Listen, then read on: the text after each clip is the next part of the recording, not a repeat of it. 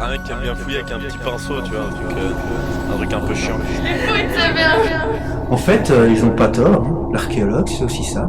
Le type, à genoux dans la poussière, à gratter à la recherche de vieilles choses dégueulasses. C'est une drôle de profession, en fait, hein.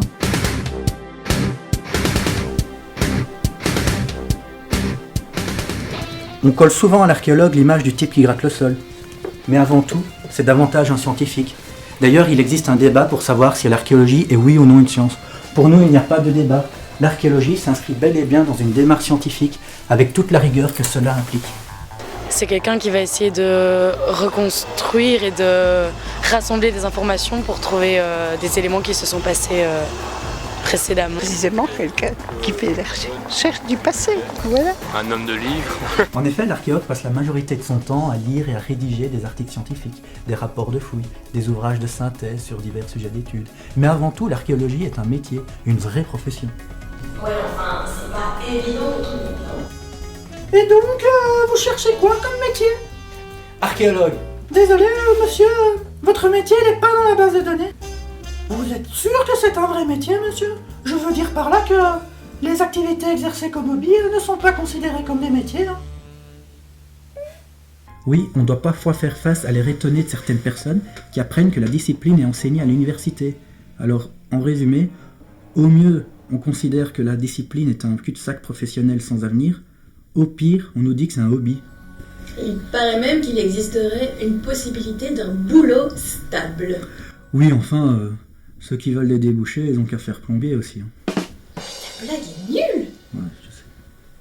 Oui, l'archéologie est une profession. Elle est donc gérée par les gouvernements selon une législation mise en place par des normes européennes ou internationales destinées à garantir une gestion réfléchie du patrimoine.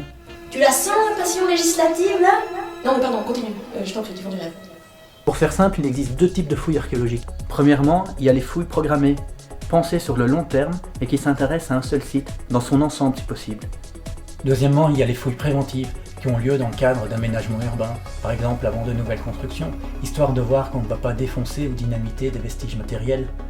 Peut-être avez-vous déjà vu ce type de chantier non loin de chez vous. Mais oui, vous savez, là, le mec au milieu des ouvriers qui emmerde un petit Mais attention, hein, l'archéologie, ce n'est pas que la fouille. Et il paraît même qu'il existe des archéologues qui ne fouillent pas. Oui, l'archéologie s'associe continuellement avec d'autres disciplines scientifiques, telles que l'anthropologie, la biologie, l'informatique ou encore la physique et la géologie. De toutes ces interactions naissent les métiers de l'archéologie, qui sont plutôt nombreux, chacun étant spécialisé dans une caractéristique du terrain ou du matériel.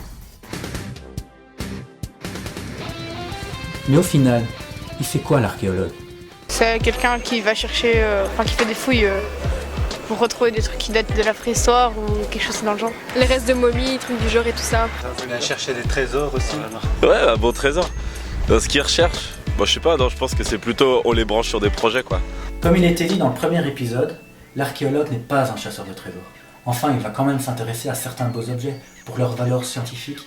Il ne va pas non plus se focaliser sur les beaux et majestueux édifices qui ont une importance historique ou architecturale. Ces idées reçues sont symptomatiques de la société dans laquelle nous vivons, qui se focalise sur des objets jugés plus précieux de par leur caractère symbolique, artistique ou par leur valeur marchande, et ce parfois au détriment du reste du matériel archéologique, qui bien que moins attrayant, peut être plus révélateur de la vie passée. L'archéologiste, c'est-à-dire celui qui s'intéresse à l'étude de l'humanité, de l'homme, quoi. C'est quelqu'un qui fait des recherches pour comprendre l'histoire. Il cherche des réponses, comme tout le monde, il se pose des questions sur ce qui s'est passé, l'histoire et tout. En résumé, l'archéologie, qu'est-ce que c'est? Ce que va faire l'archéologue, c'est rechercher les traces et empreintes du passé, afin d'étudier le quotidien des êtres humains, leur environnement matériel et la façon dont leur vie s'y reflète. Donc en théorie, il n'existe pas d'endroit dépourvu d'un intérêt archéologique, ni d'une époque qui possède plus de valeur qu'une autre. Au revoir les préjugés sur le Moyen-Âge crasseux, ou les hommes des cavernes poilus et débiles. Les possibilités de recherche sont alors très variées, pour ne pas dire infinies. Par conséquent, la discipline s'est particulièrement développée durant le XXe siècle, d'un point de vue technique en s'associant avec d'autres domaines d'études, d'un point de vue thématique en s'ouvrant à des questions qui ne portent pas seulement sur l'histoire avec un grand H, mais aussi sur le quotidien des populations. Car face à la poursuite inexorable de l'histoire humaine vers la fin des temps, les choses qui importent réellement et qui forgent nos vies, ne sont-elles pas ces petites choses, les gestes quotidiens des gens ordinaires ?